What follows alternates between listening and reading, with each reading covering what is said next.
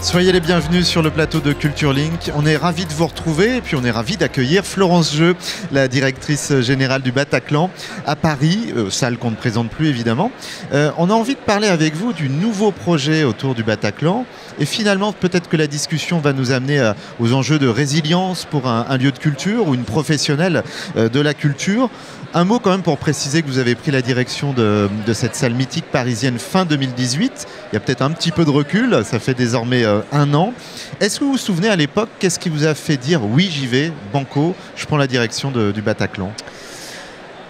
Alors la rencontre avec Jérôme Langlais qui m'a recruté en fait, qui est le président de Lagardère Live Entertainment, la filiale qui gère le spectacle pour Lagardère, m'a proposé un rendez-vous un jour et j'avais aucune idée de ce dont il allait me parler. Je ne savais pas qu'il allait me proposer du travail et encore moins de prendre la direction du Bataclan, donc j'ai d'abord été très étonnée.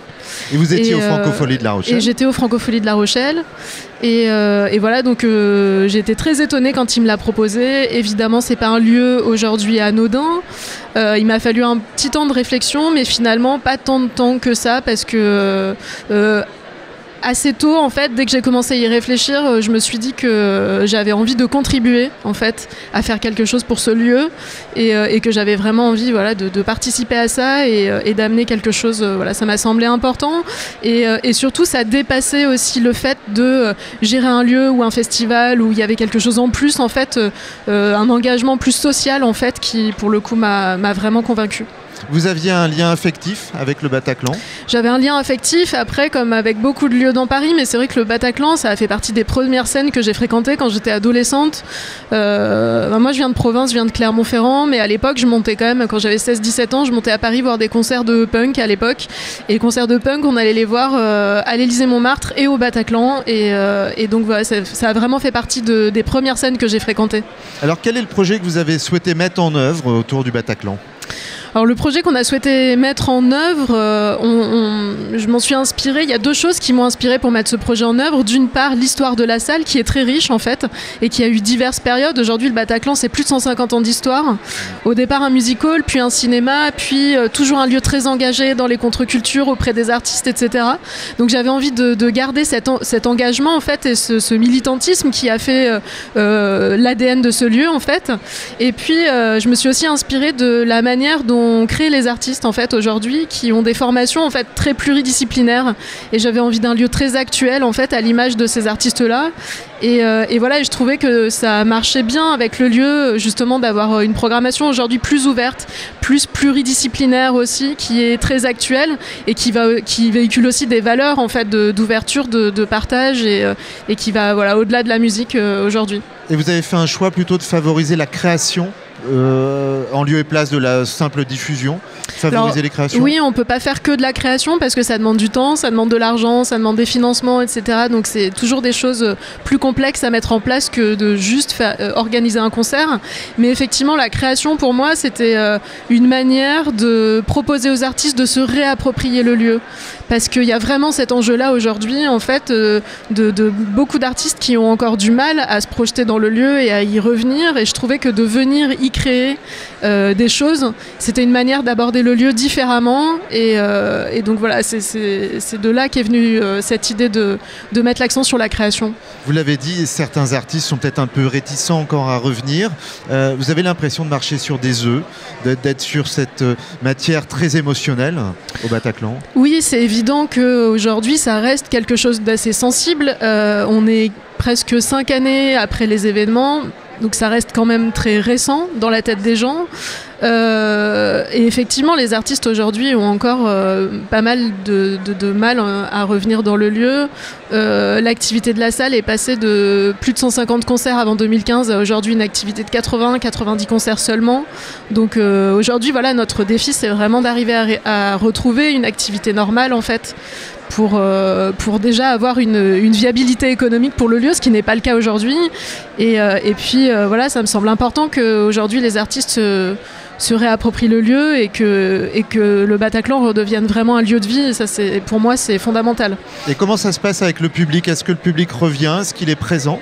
Le public a toujours été présent. Depuis la réouverture en 2016, quasiment tous les concerts sont complets. On n'a jamais eu Je pense que le public se pose moins de questions que les artistes, en fait.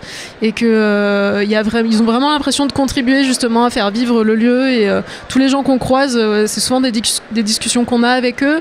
Et voilà. D'ailleurs, 2019, on a fait le calcul, on a un taux de fréquentation de 85%, ce qui est vraiment excellent. Ouais. Eh oui.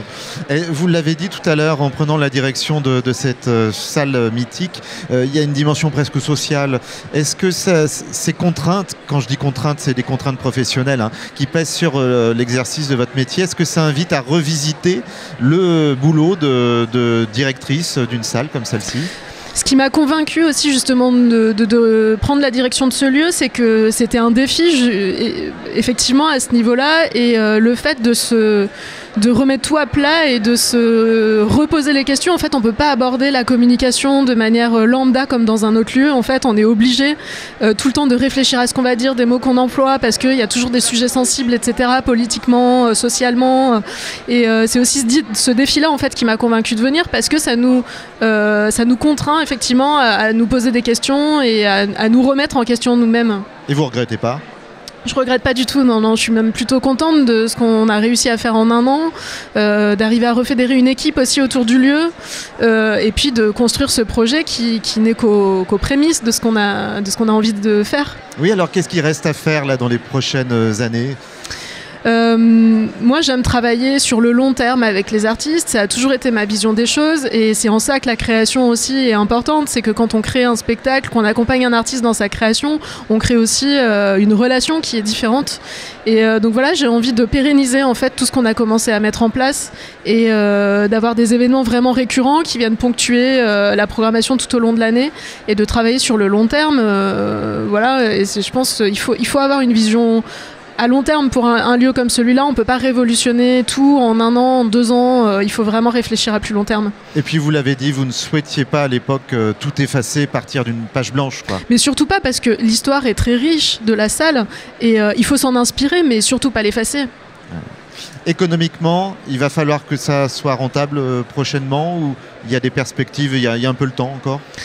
Alors ça, c'est pas moi qui finance les pertes qu'on subit aujourd'hui au Bataclan, donc je ne serais pas capable d'y répondre de manière précise.